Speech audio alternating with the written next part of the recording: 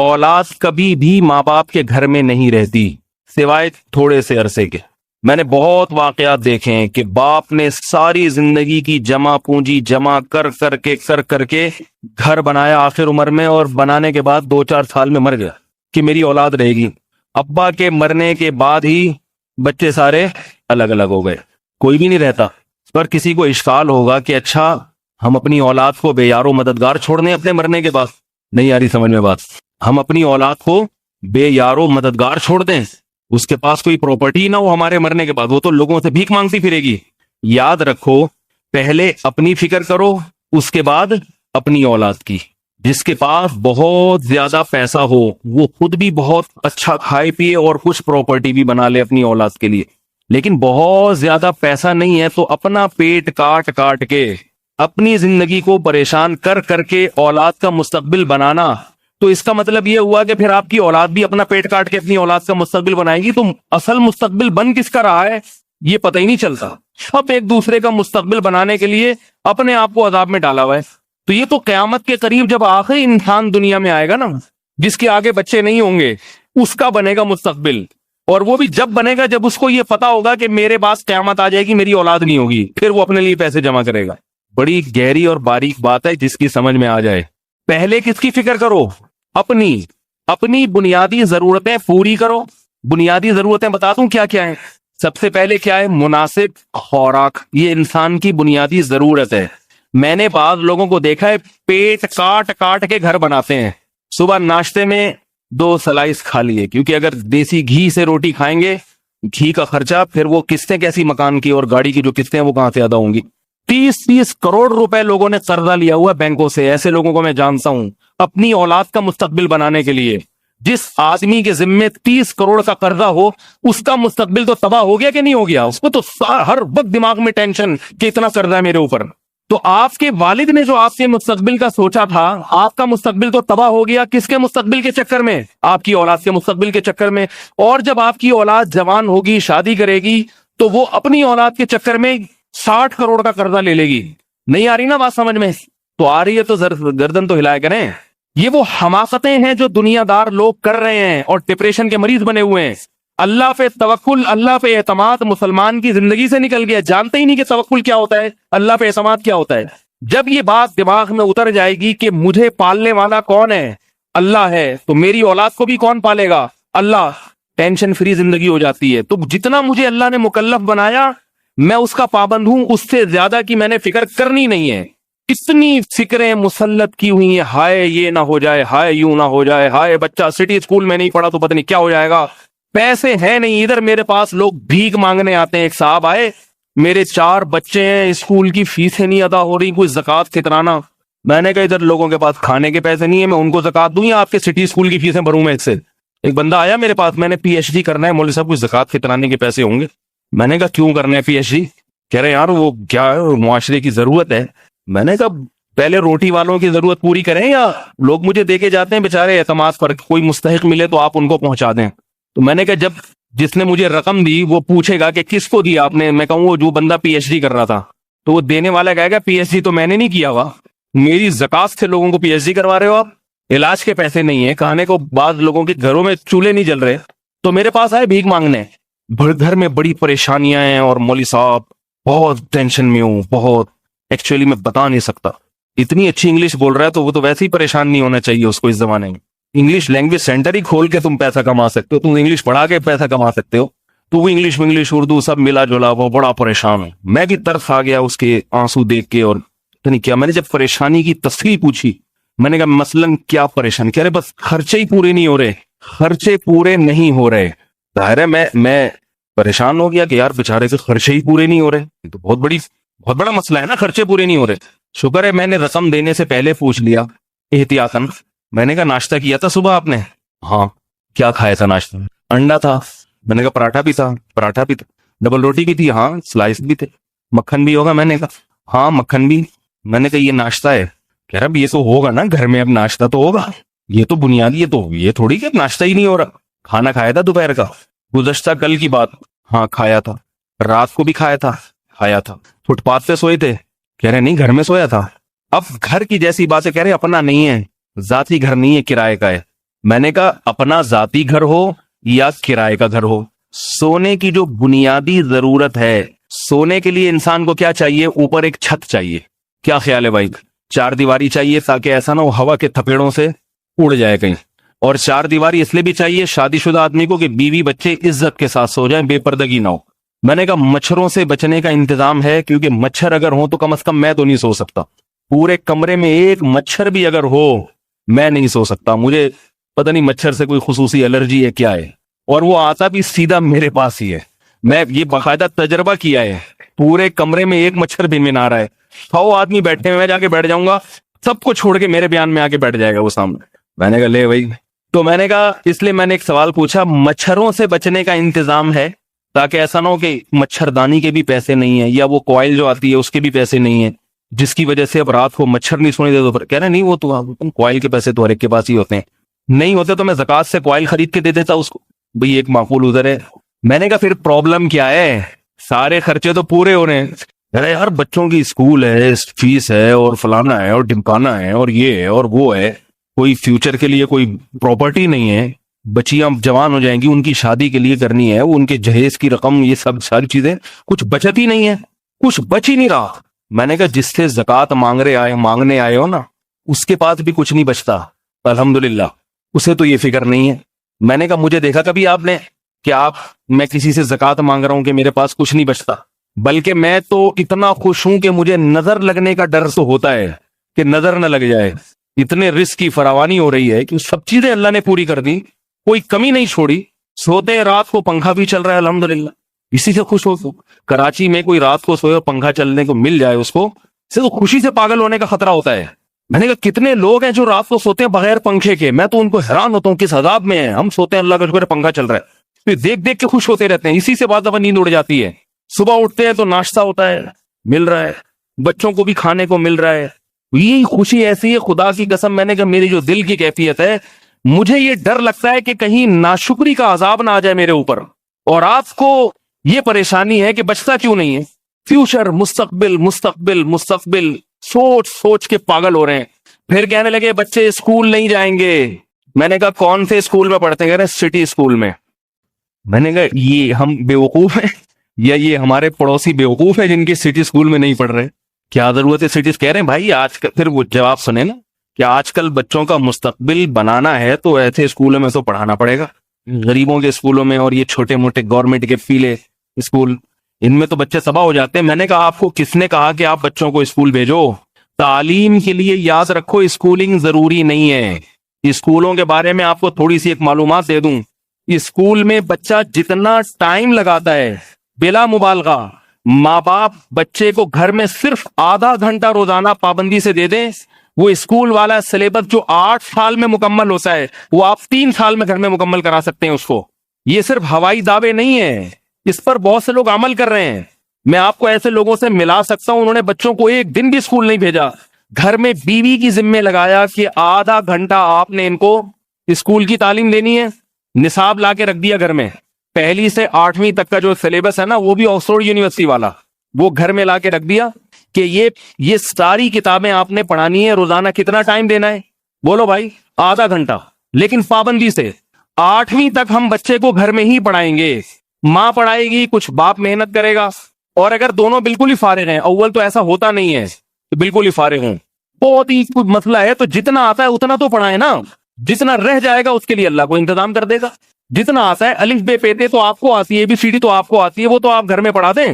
School پیسے کمانے کا ذریعہ ہے، تعلیم نہیں ہے. اسکولوں میں تعلیم کے نام پہ بدترین مذاق ہے. یہ صرف بزنس ہے، بزنس. بچے کے اخلاق برباد ہوتے ہیں اسکول جا کے، بچہ بدتمیزی سیکھتا ہے. لوگ حیران ہوتے ہیں، مجھے فون کرتے ہیں کہ ہمارا بچہ اتنا بدتمیز. میں کہتا ہوں اسکول سے نکال دو، 2 دن میں انسان کا بچہ بن جائے گا. وہ گھر میں محنت کرنے کے لیے ماں باپ تیار ہی نہیں ہے. تو کہہ رہے ہیں میری وائف ایکچولی اتنی بزی ہوتی ہیں. اب سنیں، یہ ہوتا ہے آج کل، وائف ایکچولی اتنی بزی ہیں، وہ وائف کے بھی اپنے ایکچولی میں اتنی بزی ہوتی ہیں مفتی صاحب میں بتا نہیں سکتی. وہ پھر وائف سے میری بات کرا دیتے ہیں بعض لوگ تو وائف کی. تو میں اس کے میاں سے کہتا ہوں مکھنچو، میں اس سے کہتا ہوں آپ اپنی وائف کو کسی اسکول میں ٹیچر لگوا دیں. بولیں ایک آفر آئی ہے سٹی اسکول میں ٹیچنگ کے لیے، روزانہ 6 گھنٹے دینے ہوں گے. ساری مصروفیتوں کو پورٹلے میں بند کر کے دریا میں پھینکے گی اور اپنے بچے کو روزانہ آدھا گھنٹہ جو عورت دینے کے لیے تیار نہیں ہے، وہ اسکول میں 50 بچوں پہ 5 گھنٹے خرچ کرنے کے لیے تیار ہو جائے گی جا کے. نہیں آ رہی بات سمجھ؟ جو ماں اپنے بچے کو گھر میں آدھا گھنٹہ دینے کے لیے تیار نہیں ہے کہ مجھ سے سنبھلتے نہیں ہیں اور میں ایکچولی بہت بزی اور اتنے سارے کام کیا ہوتے ہیں، کوئی بھی کام نہیں ہوتا. خواتین آج کل گھروں میں، سوائے ان خواتین کے جو میرا بیان سن رہی ہیں، ان کے علاوہ کی بات کر رہا ہوں میں، کیونکہ پھر مجھے جو صلواتیں سننے کو ملتی ہیں نا، وہ میں ہی جانتا ہوں، بھگتتا میں ہوں. جو میرا بیان سنیں گی خواتین، یا ابھی سن رہی ہوں یا ریکارڈنگ میں کئی بعد میں سنیں گی، ان کی بات میں ہرگز نہیں کر رہا، ان کے علاوہ کی بات کر رہا ہوں. سوائے پیڑے کھانے کے آج کل خواتین کا گھروں میں کوئی بھی کام نہیں ہے. معذرت کے ساتھ، کیسے سارا دن پیڑے کھانا ہے بیٹھے. یہ پیڑے کھانا ایک اردو زبان کی اصطلاح ہے. جو آدمی کسی کام میں ہاتھ نہ بٹائے، وہ کھانے کے وقت کھانا کھانے آ جائے، تو اس کو کہتے ہیں اس کا کام پیڑے کھانے کے علاوہ کچھ بھی نہیں ہے. خواتین کے کام کیا ہیں آج کل؟ گھر میں کام کاج کے لیے ماسیاں آتی ہیں، وہ خواتین ہاتھ نہیں لگاتی، سوائے ماسی کو تھوڑی بہت ڈانٹی، یہ طرح سے یہاں سے یوں کر دو، یہاں سے یوں کر.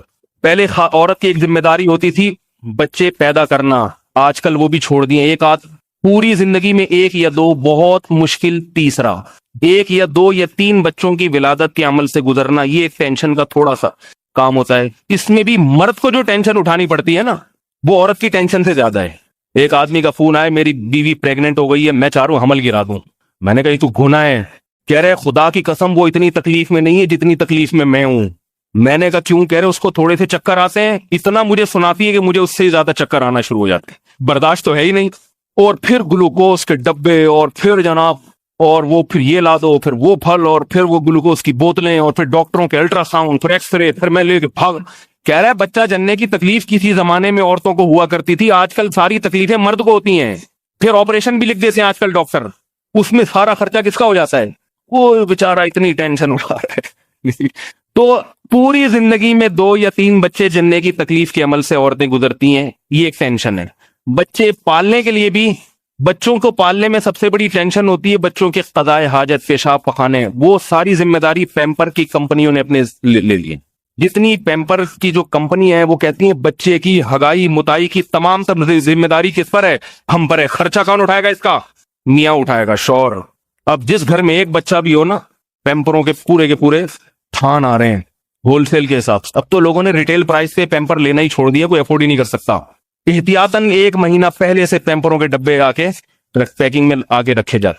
وہ 12 گھنٹے ایک پیمپر رہتا ہے، 12 گھنٹے کے بعد وہ بھی ڈاکٹر نے کہا ہے کہ اتار دو، جراثیم سے مسئلہ خراب ہو جائے گا بچوں کا. تو 12 گھنٹے بعد ایک دوسرا چپک جائے گا فوراً. دوسری چیز ہوتی ہے بچے کھیلیں گے کودیں گے کہاں، اور وہ بچے شرارتیں کرتے ہیں گھر میں، اس کے لیے کمپیوٹر ہے، کارٹون لگا دیں آپ، سارا دن وہ کارٹون دیکھتا رہے گا. تو خواتین تمام سر ذمہ داریوں سے بری ہوگی.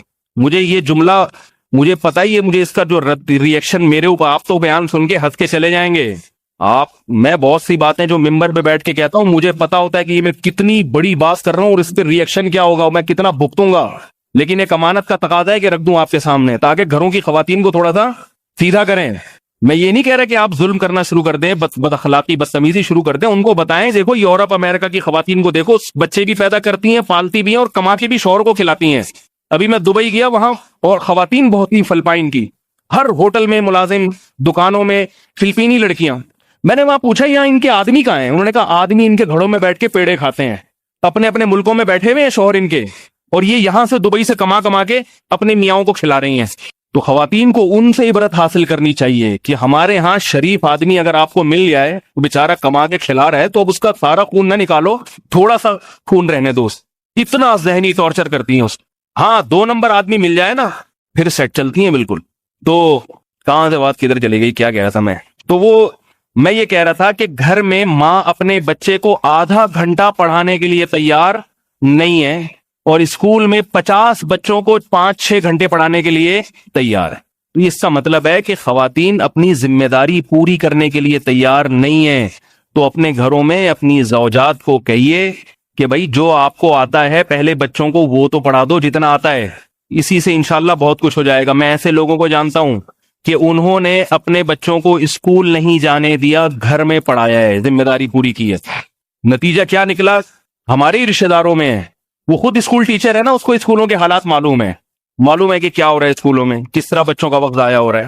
تو گھر قرآن پڑھانے کے لیے بھی کسی قاری کے پاس بچے کو نہیں بھیجا کیونکہ جو مدرسے ہیں نا قاریوں کے پاس بچے جب پڑھتے ہیں، آپ دیکھیں کبھی جا کے قاری صاحب ایک لائن دے دیں گے، بیٹا یہاں سے وہ 6 گھنٹے تک اسی کو دہراتا رہے گا بیٹھ کے، کیونکہ قاری صاحب کے پاس اتنا ٹائم نہیں ہوتا. ایک بچے کا سنا ہے، پھر دوسرے بچے کا، پھر تیسرے بچے کا، تو 10ویں بچے کی باری تو 4 گھنٹے کے بعد آئے گی. تو اگر آپ کو قرآن پڑھنا آتا ہے تو آپ اپنے بچوں کو گھر میں خود پڑھائیں قرآن. میں نے الحمدللہ اپنے والد سے قرآن پڑھا ہے، اور والد صاحب کی عمر جب زیادہ ہو گئی تو میرے بڑے بھائی نے پڑھایا مجھے. کسی مدرسے میں نے نہیں پڑھا قرآن، اور حفظ بھی میں نے گھر میں ہی کیا ہے. میرے بڑے بھائی صبح روزانہ صرف آدھا گھنٹہ مجھے پڑھاتے تھے، آدھا گھنٹہ فجر کی نماز کے بعد لے کے سب بہن بھائیوں کو لے کے بیٹھ جاتے تھے کہ بھائی چلو پڑھو، یاد کرو، قرآن ختم ہو گیا اب صورتیں یاد، روزانہ صرف آدھا گھنٹہ. اس کا نتیجہ نکلا 2-3 سال میں قرآن کا ایک بہت بڑا حصہ گھر میں بیٹھے بیٹھے حفظ ہو گیا. جب میں نے حفظ مکمل کیا تو لوگ کہہ رہے تھے کہاں سے پڑھا آپ نے، آپ تو کبھی مدرسے جاتے ہوئے نظر نہیں آئے، آپ تو سارے دن ہمارے ساتھ کھیلتے کودتے رہتے ہو. میں کہا بھائی صبح روزانہ آدھا گھنٹہ پڑھتے تھے، اسی کی برکت ہے. تو اتنی برکت ہوتی ہے گھر کی تعلیم کی. تو انہوں نے اپنے بچوں کو پڑھایا گھر میں. 2 سال کے اندر میں نے ان کے بچوں کی حالت دیکھی کہ انگلش اخبار پڑھ رہے ہیں بیٹھ کے. میں سمجھا مذاق کر رہے ہیں. میں گیا نا جیسے بچے کارٹونوں کی طرح لگے ہوئے، پتا چلا وہ پوری عبارت پڑھتا ہے، اردو اخبار پڑھ رہے ہیں، انگلش اخبار پڑھ رہے ہیں. 2-3 سال کے اندر یہ صلاحیت پیدا ہو گئی. 8ویں تک پڑھانے کے بعد پھر 9ویں کلاس میں ایڈمیشن دلوایا، کیونکہ بورڈ کا امتحان دینے کے لیے پھر ایڈمیشن ضروری ہے. 8 سال کا خرچہ بھی بچا لیا، اور 8 سال کی تعلیم 3 سے 4 سال میں مکمل بھی کرا لی. اور بچوں کی استعداد بھی بہت زیادہ، اور بچے قرآن کی بھی کئی صورتیں حفظ ہو گئی ہیں گھر میں ہی، کیونکہ بچوں کو ماں نے گھر میں قرآن حفظ کروایا. حفظ کروانا کیا مشکل ہے بیٹا، یہاں سے یہاں تک بیٹھ کے یاد کرو. اور اگر آپ نے بالفرض اسکول بھیجنا ہی ہے، آپ سمجھتے ہیں نہیں بچے ہم سے گھر میں کنٹرول نہیں ہو رہے، بعض لوگوں کی مصروفیت اتنی زیادہ ہوتی ہے کہ وہ نہیں کنٹرول کر سکتے، تو پھر آپ کو جتنی اللہ نے اوقات دی ہے اس حساب سے آپ بچوں کو اسکول میں پڑھا لیں. اور اللہ سے امید رکھیں کہ میری جو بنیادی خرچے ہیں، بنیادی ذمہ داریاں ہیں، اس کو پورا کرنے کا وعدہ اللہ نے کیا ہے. اگر میرے بچوں کے لیے تعلیم اونچے اسکولوں کی ضروری ہوئی تو اللہ اس تعلیم کے پیسے مجھے دے گا، اگر ضروری نہیں ہوئی تو پھر اللہ مجھے پیسے نہیں دے گا. یہ میں ہوں جو سمجھ رہا ہوں کہ ضروری ہے، حقیقت میں ضروری نہیں ہے. یہ میرا غلط. اگر دیکھو بچہ جب پیدا ہوتا ہے، ماں کی چھاتیوں میں دودھ پیدا ہوتا ہے کہ نہیں ہوتا؟ یہ اس لیے پیدا ہوتا ہے کہ اس وقت بچے کو کس چیز کی ضرورت ہوتی ہے؟ ماں کے دودھ کی ضرورت ہوتی ہے. اور یہ دودھ انسان پیدا نہیں کر سکتا، تو یہ اللہ یہ کام کر دیتے ہیں. یہ اللہ بتا رہے ہیں کہ اس کی بنیادی ضرورتیں پوری کرنا میری ذمہ داری ہے. جو ضرورتیں تم پوری نہیں کر سکتے وہ ضرورتیں کون کرے گا پوری؟ بولو نا بھائی.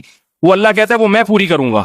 تو جب اللہ پہ اعتماد ہو، توکل ہو، انسان ہنسی خوشی زندگی گزارتا ہے. بھائی جو پیسے ہیں وہ خرچ کرو، نہیں ہے صبر کرو. ایک مرتبہ ایک بہت بڑے تاجر تھے، میری ان سے سلام دعا تھی. ان کی تجارت بھی ملکوں میں پھیلی ہوئی تھی. میرا ان کے ساتھ سفر ہوا، بلکہ ان کا میرے ساتھ سفر ہوا. میں تاجروں کے ساتھ سفر نہیں کرتا، بعض دفعہ وہ میرے ساتھ کر لیتے ہیں. یہ بھی ایک بہت اہم سمجھنے کی چیز ہے. میں کیوں جاؤں بھائی ان کے ساتھ؟ مجھے کہیں جانا تھا تو وہ بھی میرے ساتھ سفر میں شریک ہو گئے. تجارت ان کی دنیا بھر میں پھیلی ہوئی، ٹھیک ٹھاک مالدار آدمی. میں نے ان سے پوچھا، میں نے کہا آپ کی تعلیم کتنی ہے؟ کہنے لگے اگر تعلیم ہوتی تو اتنا بڑا تاجر تھوڑی ہوتا میں. نہیں یاری بات. انگلش بھی بہت اچھی بولتے تھے. میں نے کہا آپ نے انگلش کہاں سے سیکھی؟ کہہ رہے ہیں گوروں کے ساتھ بھی تجارت ہوتی ہے، چائنیز کے ساتھ بھی ہوتی ہے، دنیا جو جس کے ساتھ ہوتی ہے اس کے ساتھ بولنا پڑتا ہے، تو بول کے سیکھ گئے. لینگویج آنے کے لیے تعلیم کا اس سے کوئی تعلق نہیں ہے. گوروں کے جو بچے ہیں نا، یا گوروں میں جو چور اور ڈاکو ہیں، وہ بھی انگلش جانتے ہیں. کیا خیال ہے بھائی؟ ہمارے ایک رشتے دار پنجاب میں رہتے تھے، تو انہوں نے بتایا کہ بہت پرانی بات ہے، انڈیا کا جو پنجاب ہے وہاں سے کوئی بوڑھے آئے ہجرت کر کے کراچی کچھ دنوں کے لیے. کراچی میں بڑی زبردست اردو بولی جاتی تھی. تو وہ واپس گئے تو وہ اپنے گاؤں میں تبصرہ کر رہے ہیں کہ کراچی میں چھوٹے چھوٹے بچے پڑھے لکھے ہیں. چھوٹے چھوٹے بچے کیا ہیں؟ پڑھے لکھے ہیں. کیوں بھائی؟ کہہ رہے ہیں چھوٹے چھوٹے بچے اردو بول رہے ہیں وہاں پہ. اس وقت پنجاب میں اردو وہی بولتا تھا تو ذرا جس نے اسکولوں میں اردو سیکھی ہو. تو جب وہ کراچی آئے نا، بولے یہاں تو بچہ اردو بول رہا ہے. تو بڑے حیران ہوئے کہ یہاں تو چھوٹے چھوٹے بچے کیا ہیں؟ تمہیں تعلیم یا وہ بھائی وہ ان کی مادری زبان ہے، وہ تو اس لیے اردو بول رہے ہیں. جیسے ایک آدمی امریکہ گیا نا، کہہ رہا یار یہاں کو تو بچہ انگلش بولتا ہے، ہمارے یہاں تو ڈاکٹر انجینئر بننے کے بعد بھی انگلش نہیں بولتے. تو لینگویج جو ہے نا وہ تو سیکھنے کی چیز ہے نا، اس کا تعلیم سے. آپ گوروں میں رہو گے تو آ جائے گی، نہیں رہو گے جتنی مرضی کتابیں پڑھتے رہو پھر بھی ایسے بولو گے کہ لوگ ہنسیں گے آپ کی زبان پر. یہ تو ماحول میں رہ کر خود بخود آتی ہے. میں نے کہا انگلش کہاں سے؟ کہہ رہے ہیں اب تجارت ہوتی ہے تو انگلش بھی ہے، چائنیز زبان بھی آتی ہے. ایک دن بھی اسکول نہیں گئے تھے، ایک دن بھی. اور کہہ رہے میری ترقی کی وجہ ہی تعلیم کا نہ ہونا ہے, کیونکہ میں ذرا بھی تعلیم میں دلچسپی نہیں تھی تو مجھے یہ ڈر تھا میں سب سے پیچھے رہ جاؤں گا. تو میں نے کیا کیا, پھر چیزیں خرید کے بیچنا شروع کر دیا, اور ہوتے ہوتے کتنا بڑا تاجر. ایک اور تاجر ہے, کراچی میں رہتا ہے, روز کی اس کی انکم ہے تقریباً 75,000 روپے روز کی. اور کام اس نے جو شروع کیا تھا نا, کچرا اٹھانے والا, نہیں آ رہی بات, بزنس کا آغاز کیسے ہوا ہے, کچرا چننے سے. کچرے میں 2-3 چیزیں اٹھائیں, کوئی پلاسٹک کا ڈبہ مل گیا, کوئی سوئی مل گئی, کوئی لوہا مل گیا, لوہے والے کو بیچ دیا, 2-4 روپے گٹکے کے نکل آئے اس سے. ابھی روٹی کے پیسے جمع نہیں ہوئے, وہ تھے بھی پٹھان تو نسوار کے پیسے نکل آئے. ایسے ہوتے ہوتے پھر ان کو تجربہ ہوا کہ لوہے کی مارکیٹ کون سی ہے, اسٹیل کی مارکیٹ کون سی ہے, تانبے کی مارکیٹ بولو نا بھائی کون سی ہے. اسٹیل اور تانبے میں فرق کیا ہوتا ہے؟ آپ جو چیزیں لیبارٹری میں ٹیسٹ کرواتے ہیں نا, وہ ہاتھ لگا کے بتا دیتا ہے کہ یہ خالص سونا ہے یا نہیں, اور اس میں سونا کتنا ہے, کھوٹ کتنی ہے, ایسے ہاتھ لگا کے بتاتا ہے وہ. یہاں سے کاروبار شروع ہوا ہے ریڈی پہ محنت کے ساتھ. نتیجہ یہ نکلا کہ اتنا بڑا اسکریپ کا بزنس کہ اب ملکوں سے امپورٹ ایکسپورٹ ہو رہا ہے مال ان کا. نہیں آ رہی میرا خالے پر. تو اس سے کیا پتا چلتا ہے کہ دولت کا تعلق کس سے ہے, تقدیر سے ہے. جس کی قسمت میں اللہ نے لکھی ہو مل جائے گی, نہیں لکھی ہو ڈگریاں بغل میں دبا کے گھومتے رہو آپ پھر ساری زندگی. ایسے لوگ بھی ہیں. اتنی تعلیم ہے, کھانے کو روٹی نہیں ہے. میں اکثر ایک واقعہ بیان کرتا ہوں. ایک دفعہ میں نے اسٹیشن پہ ایک بندہ دیکھا, اتنے بڑے بڑے بال اور پھٹے پرانے کپڑے, اور ایپلیکیشن لکھ رہا ہے. ایپلیکیشن لکھتا ہے, بوری میں ڈال دیتا ہے, انگلش میں ایپلیکیشن بوری میں ڈال, بوریاں بھری ہوئی ہیں اس کے پاس. پاگل بیٹھا ہوا ہے بالکل. میں نے لوگوں سے پوچھا یہ پاگل ہے تو اتنی اچھی انگلش اس کی اور ایسی خوبصورت رائٹنگ, اور یہ کر کیا رہا ہے؟ اس کا کہنا ہے یہ سارا دن یہی کام کرتا رہتا ہے. تحقیق سے پتا چلا کہ یہ بہت زیادہ اس نے تعلیم حاصل کی ہے, مگر جاب کے لیے ایپلیکیشن لکھتا تھا, کہیں سے بھی اس کی ایپلیکیشن قبول نہیں ہوتی تھی, کہیں بھی جاب نہیں ملی. تو اس سے یہ دماغی توازن کھو بیٹھا ہے غم سے کہ میں نے ساری زندگی لگا دی اور اب میں بے روزگار گھوم رہا ہوں. اب اس کا دماغی توازن اتنا خراب ہوا, ایسا پاگل ہوا کہ سارا دن بیٹھ کے یہ درخواستیں لکھتا رہتا ہے بیٹھ کے. جب بوریاں بھر جاتی ہیں ہم اٹھا کے کچرے میں پھینک دیتے ہیں, پھر نئی بوریاں لے کر آتا ہے اور درخواستیں لکھ کے ڈالتا رہتا ہے. اس سے کیا پتا چلتا ہے کہ جو کچھ ہوتا ہے کس سے ہوتا ہے میرے بھائی؟ اللہ سے ہوتا ہے. یبسط الرزق لمن یشاء, جس کے لیے چاہتا ہے رزق کے دروازے کھول دیتا ہے, ویقبض, اور جس کے لیے چاہتا ہے رزق کے دروازے بند کر دیتا ہے. اس کا یہ مطلب نہیں ہے کہ آپ تعلیم حاصل نہ کریں, یہ ہرگز مطلب نہیں ہے. مسلمان کو تعلیم کے تمام شعبوں میں دوسروں سے آگے بڑھنا ہے, مگر اپنی اوقات دیکھتے ہوئے. آپ کو اللہ نے جتنے وسائل دیے اس حساب سے آپ آگے بڑھیں, جتنے وسائل اللہ نے دیے اس حساب سے آپ آگے بڑھیں. نہیں ہے وسائل, بولے اسی میں خیر ہے. صحابہ کے پاس کون سے وسائل تھے بھائی؟ کچھ بھی نہیں آتا تھا ان کو. پوری دنیا پہ اللہ نے ان سے حکومت کروائی ہے, پوری دنیا پہ لوگ ان سے علوم سیکھنے آتے تھے. پھر تو میں یہ عرض کر رہا تھا کہ آپ اپنے بچوں کے مستقبل کے لیے پریشان ہوتے ہیں اور اپنے آپ کو مصیبت میں ڈال دیتے ہیں, اور آپ کے بچے پھر اپنے بچوں کے لیے پریشان ہوں گے اور اپنے آپ کو مصیبت میں ڈال دیں گے. تو مصیبت سے نکلے گا کون بھائی پھر؟ تو اس لیے گھر بنائیں, لیکن پہلے یہ سوچیں کہ پیٹ کاٹ کاٹ کے نہیں بنانا, پہلے اپنی بنیادی ضرورتیں پوری کرنی ہیں. تو بنیادی ضرورتوں کی بات میں کر رہا تھا کہ آپ کے پاس ایک ایسا مکان ہو, چاہے ذاتی ہو چاہے کرائے کا ہو, جس میں گرمی سے بچنے کا انتظام ہو, مچھر سے بچنے کا انتظام ہو, اور محلے کی لوکیشن ایسی ہو کہ چور اچکوں کا علاقہ نہ ہو. محلے کا بڑا فرق پڑتا ہے نا بھائی. ایسی جگہ پہ آپ کو گھر ملا ہوا ہے کہ سارے کیا ہیں وہاں پہ, جتنے بھی ہیں بھاگ کے ادھر ہی آتے ہیں سارے. سمجھ رہے بات کو؟ یا یہ کہ بہت ہی غیر شائستہ قسم کے لوگ رہتے ہیں. غیر شائستہ لوگ کیسے ہوتے ہیں اس پہ ایک واقعہ ہے, لیکن وہ ابھی پتہ نہیں آپ لوگ افورڈ کر سکیں یا نہیں کر سکیں, اس لیے میں نہیں سنا رہا. غیر شائستہ لوگ کس قسم کے ہوتے ہیں؟ گھٹیا خاندانوں کے لوگ, میں تہذیب سے آ رہی. تو علاقہ ایسا ہونا چاہیے رہائش کے لیے جو ذرا شریف شرفا کا علاقہ ہو. تعلیم ضروری نہیں ہے, شریف شرفا ہونا زیادہ ضروری. تعلیم ہے سارے شرابی کبابی ہیں, ایسی تعلیم کا کوئی فائدہ نہیں ہے. یورپ میں بعض علاقے ایسے ہیں تعلیم بہت ہے مگر یہاں بھی شرابی رہتا ہے, یہاں بھی ڈرگس کا بزنس کرتا ہے ایک آدمی, تو آپ کیا کرو گے رہ کے بھائی وہاں؟ شرافت, غربت اور امیری کی بات نہیں کر رہا, شریف لوگ رہتے ہوں, اس کا بہت فرق پڑتا ہے. ایسی جگہ آپ کو گھر مل جائے تو آپ کی گھر کی ضرورت پوری ہو گئی. سمجھ رہے ہو کہ نہیں سمجھ رہے بھائی؟ چاہے کرائے کا ہو چاہے ذاتی, کیونکہ ذاتی گھر کو بھی کرایہ ہی کا سمجھا کریں. جس کے پاس ذاتی گھر ہے اس پہ ہرگز فخر نہ کریں. یہ یقین کر لیں اس سے بھی چھن جائے گا اور مجھ سے بھی چھن جائے گا, تو ایک ہی جیسے ہیں دونوں. تو ایسی جگہ ہو جہاں دھوپ گرمی سے بچنے کا انتظام, سمجھ رہے ہیں, یہ بنیادی. پھر گھر میں 3 درجات علماء نے بیان کیے ہیں. ایک ہے ضرورت, ایک ہے آسائش, اور اس سے اوپر کا درجہ ہے آرائش.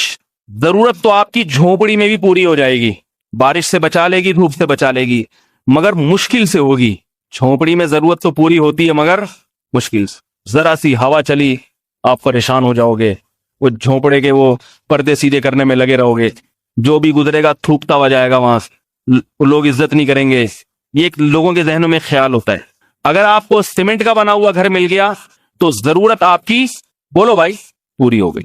نہیں, ضرورت تو جھونپڑی میں پوری ہو گئی مگر آسائش نہیں ہے, آسانی نہیں ہے, سہولت نہیں ہے. سیمنٹ کا بنا ہوا گھر اگر آپ کو مل گیا ہے, صرف اینٹیں لگی ہوئی ہیں, اس میں پلستر اور رنگ کلر وغیرہ کچھ نہیں ہوا ہوا, تو آپ کو آسائش بھی مہیا ہو گئی. اب آپ ہوا کے جھگڑوں سے بچ سکتے ہو, بارش طوفانی بارشوں سے بچ سکتے ہو.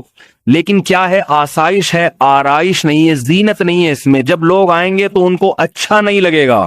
نہیں یاری, بہت مشکل ہے آپ لوگوں کو بات سمجھانا, اور خود آپ کو بھی اچھا نہیں لگے گا. دیواریں ہیں ایسے ہی ننگی دیواریں ہیں, اس میں پلستر نہیں ہے, کلر نہیں ہے, چھت ایسی اکھڑی ہوئی ہے. آسانی تو ہے, آپ سو جاؤ آرام سے, ساری بنیادی ضرورتیں پوری ہوں گی آپ کی, لیکن آپ کو دیکھنے میں اچھا نہیں لگے گا.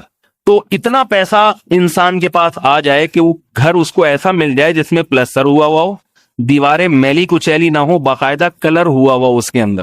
بات نہیں آ رہی سمجھ میں تو بتا دیں بھائی, رنگ روغن ہوا ہوا ہو تاکہ آنکھوں کو دیکھنے میں برا نہ لگے. تو یہ کیا ہے, آرائش, زینت بھی اللہ نے آپ کو دے دی. اب اس سے آگے کی جتنی چیزیں ہیں اس کی پھر کوئی انتہا نہیں ہے, جس میں فانوس بھی لگا ہوا ہو یہاں پہ آ کے.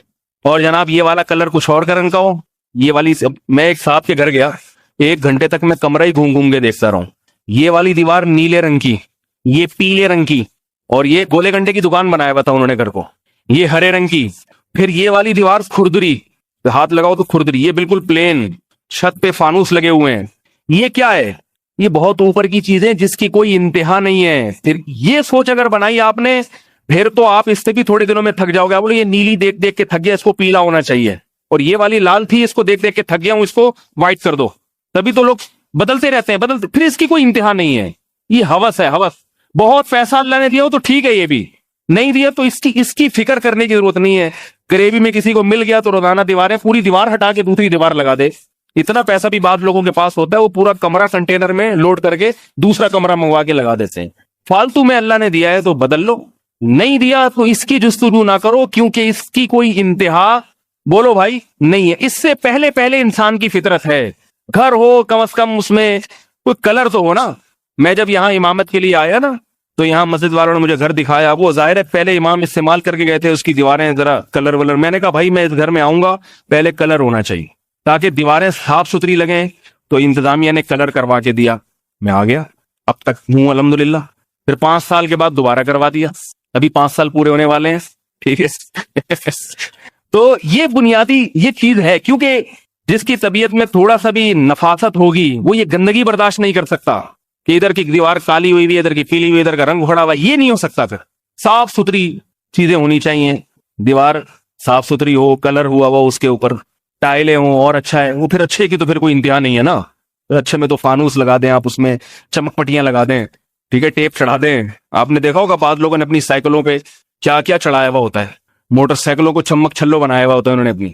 پھر اس زینت کی انتہا نہیں ہے. اسی طرح سواری انسان کی ایک ضرورت ہے. آپ صبح آفس پہنچتے ہیں بسوں میں لٹک کے, آپ کے علاوہ سب کچھ پہنچ جاتا ہے, آپ پیچھے رہ جاتے ہیں. W11 میں اللہ کسی دشمن کو بھی سفر نہ کرائے. تو اپنی سواری کا ہونا, دیکھو ضرورت بس سے پوری ہو جاتی ہے, ضرورت پہنچ جاتے ہیں کسی بھی طرح سے ہو, وہ ٹائر گھومتا ہی رہتا ہے, جتنا بھی ٹریفک جام ہو ایک نہ ایک دن وہ آپ کو منزل پر پہنچا کے چھوڑے گا. ایک دن ایسا آتا ہے کہ آپ آفس پہنچ جاتے ہیں. ایسا نہیں ہوتا کہ آپ راستے میں جنازہ نکل جائے. آپ ہماری بسوں کی ابھی یہ حالت نہیں, جنازہ ان کا نکلتا ہے جو بس کے انتظار میں کھڑے ہوئے ہوتے ہیں, ان کو کچلتی ہوئی چلی جاتی ہے بس, اندر بیٹھے ہوئے لوگ اکثر بچ جاتے ہیں. تو ضرورت تو آپ کی بسوں سے پوری ہو جاتی ہے, تبھی غریب لوگ سفر کرتے ہیں. اب جس کے پاس بس کا کرایہ بھی نہیں ہے وہ یہ کہہ سکتا ہے کہ میری بیسک ضرورت اور بنیادی ضرورت پوری نہیں ہو رہی. وہ پریشان ہو سکتا ہے, وہ آ سکتا ہے مولوی صاحب بہت پریشان ہوں, یہاں سے وہاں جانے کے لیے بس کا کرایہ بھی نہیں ہوتا. یاد رکھو بس کے کرائے پہ نام پہ بہت سارے فراڈی بھکاری ہیں جو گھوم رہے ہوتے ہیں. انہوں نے میرا بیان سنا ہوا ہوتا ہے تو وہ یہی بہانا ہے کرایہ نہیں ہے بس کا. تو ایسا نہ ہو کہ جو بھی کہے کہ کرایہ نہیں, آپ کے مولوی صاحب نے کہا تھا ہاں جس کے پاس کرایہ نہیں ہے وہ یہ کہ واقعتاً نہیں ہے, یہ اس کی کیا دلیل ہے؟ واقعتاً کسی بیچارے کے پاس اتنا بھی پیسہ نہیں ہے کہ وہ اپنے کام پہ جانے کے لیے اس کے پاس کرایہ ہو, تو وہ واقعتاً محتاج ہے, کیونکہ اس کی سواری کی بنیادی ضرورت پوری نہیں ہو رہی. سمجھ رہے ہو بات کو؟ تو اس سے ضرورت پوری ہو جائے گی مگر آسائش نہیں ہے, آرام نہیں ہے, سہولت نہیں ہے. انسان ڈپریشن کا مریض بن جاتا ہے. دور اگر جانا ہو نا, اس نے کھڑا ہوا ہے, بس والے آتے ہی نہیں ہیں, آئے تو پھر چلتے ہی نہیں ہیں. میں ایک دفعہ 4K میں بیٹھا ہوا تھا, چل ہی نہیں رہا. اب پیچھے لوگوں نے آواز ماری ہے, اب ایک صاحب کہتے ہیں ابے تیرے کو نیمبو چٹاؤں کیا؟ کہہ رہے ڈرائیور کو ابے تجھے نیمبو چٹاؤں. تو کیوں کہہ رہے ہیں؟ اس لیے کہ نیمبو چٹاؤں گا تو تھوڑا سا ہلے گا. یہ وہ سمجھ رہے تھے, یہ بھول گیا ہے کہ اس کا دنیا میں آنے کا مقصد کیا ہے, میں یہاں بس میں کیوں بیٹھا ہوں. اور ڈرائیور واقعی بھول جاتا ہے, چلتا ہی نہیں ہے, پھر چلے گا تو پھر رک جائے گا. تو عجیب سی کنڈیشن. آدمی خاص طور پہ جس آدمی کو اپنا وقت بچانا ہے, جو وقت کی قدر کرنے والے لوگ ہیں, ان کی تو زندگی آدھی اسی بسوں میں برباد ہو جائے گی. اس لیے ہم نے جتنے علماء کو دیکھا ہے نا جو وقت کی قدر کرتے ہیں, وہ بسوں میں اکثر میں نے دیکھا سفر نہیں کرتے, کیونکہ وقت بہت برباد ہو جاتا ہے. تو آسائش کس میں ہے کہ آپ کے پاس اپنی ذاتی سواری ہو, یہ آسائش. اور وہ ذاتی سواری کی ضرورت جو آسائش والی موٹر سائیکل سے بھی پوری ہو جاتی. بائک ہو پہنچ گئے بھائی آرام سے. اور آرائش کیا ہے؟ زینت. وہ ہے آپ کی ذاتی کار ہو, گاڑی ہو, اس میں زینت بھی ہے, بیٹھے ہوئے اچھے لگ رہے ہوتے ہیں, آپ جا رہے ہیں آفس چلا رہے. تو یہ کیا ہے؟ بولو نا بھائی. تو یہ اگر کسی کو گاڑی مل گئی تو سمجھو کہ اس کی 10 انگلیاں گھی میں ہیں. پھر آگے سب کیا ہے؟ شو بازیاں. گاڑی کون سی ہونی چاہیے؟ گاڑیوں کی کوئی انتہا نہیں ہے. گاڑیاں 1 کروڑ روپے کی بھی آتی ہیں, 2 کروڑ روپے کی بھی آتی ہیں. دبئی میں ایک صاحب نے بتایا کہ ایک گاڑی مجھے دکھائی, وہ لمبی چوڑی گاڑی, کہہ رہے ہیں یہ 2 کروڑ کی گاڑی ہے. میں نے کہا اس میں کون سے سرخاب کے پر لگے ہوئے ہیں؟ کہا اس کے سرخاب کا پر یہ لگا ہوا ہے کہ آپ کے پاس اگر 2 کروڑ ہو پھر بھی آپ کو نہیں ملے گی. میں نے کہا کیوں بھائی؟ کہہ رہے ہیں یہ کمپنی صرف رائل فیملی سے بلونگ کرنے والے لوگوں کو دیتی ہے, کیونکہ اس گاڑی کو دیکھ کے جو بندہ اندر بیٹھا ہوا ہے اس کے بارے میں سب کو پتا ہوتا ہے کہ یہ رائل فیملی سے ہے. لہذا جیسے یہ گاڑی روڈ پہ نکلتی ہے تو ہٹو بچوں کہنا نہیں پڑتا اس کو,